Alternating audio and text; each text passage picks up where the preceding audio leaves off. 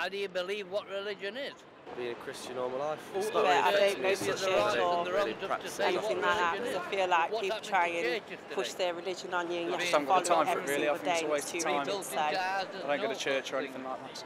Because Well, religion- just knowing that there's somebody up there. I wasn't brought up religiously at all. Can't rationalise it in my own mind, and Well, through my life, I've lost a lot of relation at an early age. my dad's like And whenever you go to a funeral, they preach, oh, he's in a better place, he's with God, this, that and the other. And he only takes the good ones, he never takes the bad buggers. As of now, there are over 40 million Christians living in the UK, making up 72% of the population. According to research led by Christian charity Tear Fund, only 1 in 10 people in the UK attend church every week, and 1 in 7 goes once a month. As a child, I was baptised as a Catholic due to my father's strong Catholic upbringing in Scotland. The majority of people I know that are in their early 20s tend not to believe in any form of religion. Could today's trend in playing truancy with religion affect the outcome of Britain's religious beliefs in the future? But before we dive in, here's a quick bite-sized history lesson. Christians really believe that the world exists because there is a loving and creator God who wants to use the universe, and certainly the planet, to show and demonstrate that love, that he made human beings in order to take care of creation.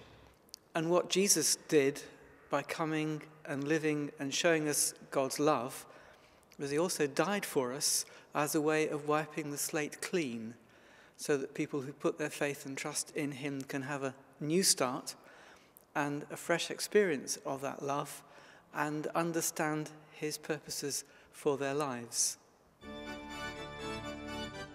As a member of today's youth, there are several reasons why I personally am not religious. The main being, I believe that I control my own destiny through my actions alone, rather than it being a plan from a higher being that hasn't been present in my life at all. I tend not to judge people based on their upbringings or life decisions, whether it be religion, race, sexuality, or any other. I judge people from who they are, not what they are. Some religions shunt certain people because of the choices they make and because of who they are, which I strongly disagree with. Maybe it's just me being ignorant, but let's see what other people think. Why aren't younger people that religious anymore?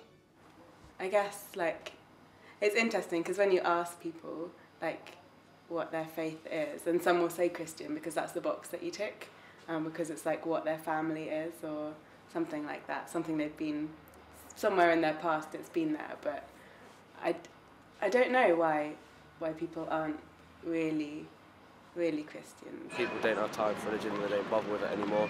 People just want money, they're not bothered about religion. I think that they just don't see it as relevant to their life, really. I don't feel that they think it's got anything to offer them. Money. They want money. Too much money. That's why they're not religious. Unlike me, when I was a little girl, we were virtually, you had to go to church morning, noon, night. And I think when we got older, we didn't do that so much with our children. As people grow up, they're more aware of other religions, and they start to grow and start to develop their own opinion about religion, whether it's carry on believing in the religion that they were brought up in, or changing, or believing in not a religion at all. So I think that is fine, and I would say that it's mainly based on upbringing and your own opinion.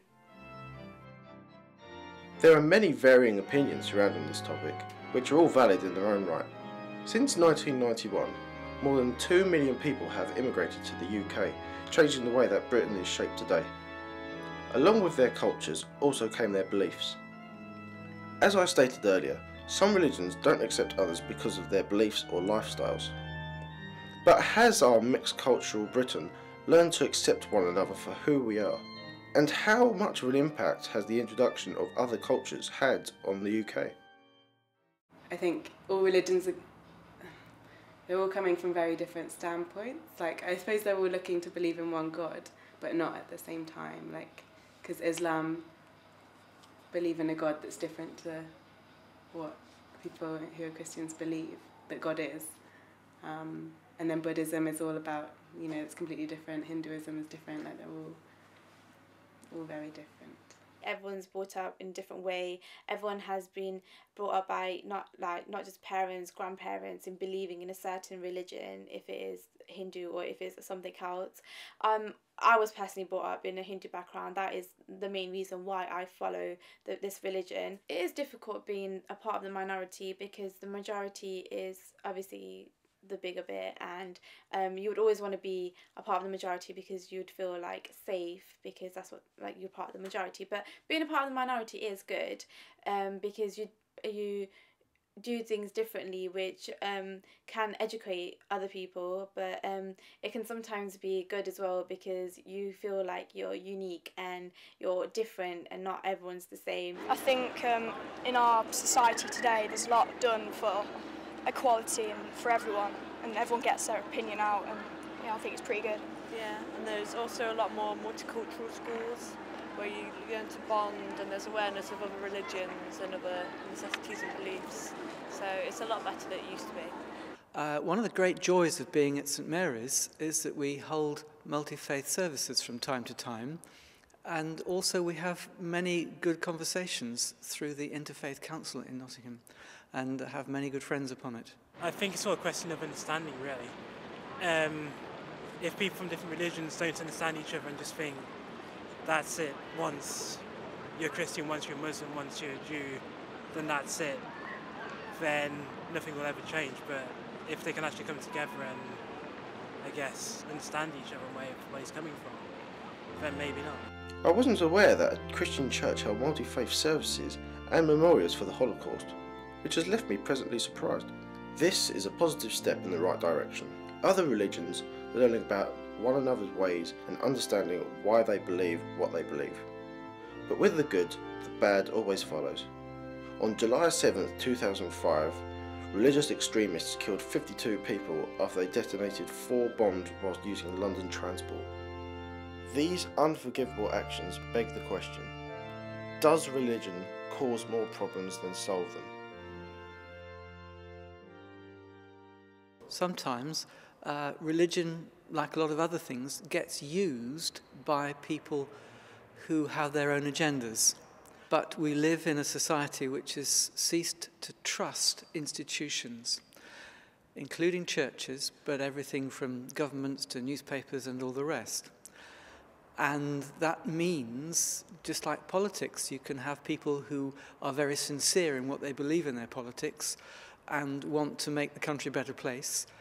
And there are others who want to use politics for their own power and purposes. If you go to certain areas like Northern Ireland, and instead of getting to know the person, if you're a certain religion, they hate you from the start, then yeah, and religion does have a big influence in politics and things nowadays.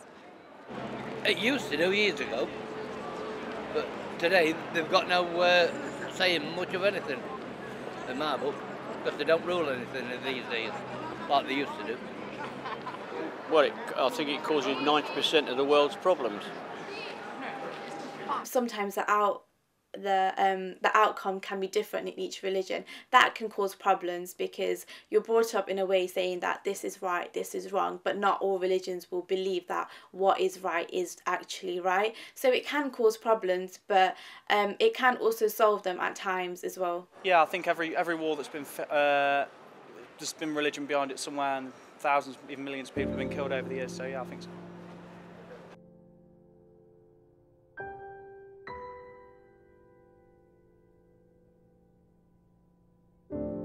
It's always been the case that no religion is guaranteed beyond its next generation.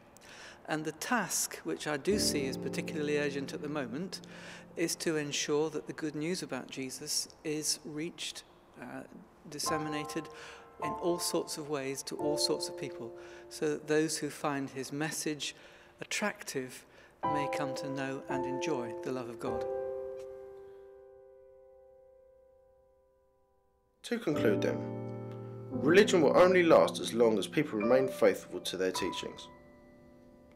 But in modern times, temptation can cloud our judgment and our decisions. Advertising, fashion and modern trends, the media are just some aspects that have had a massive impact on the nation and the world, perhaps shifting religion to one side. Bob Dylan wrote, "The times they are a-changing, but we hold the power to decide how it changes."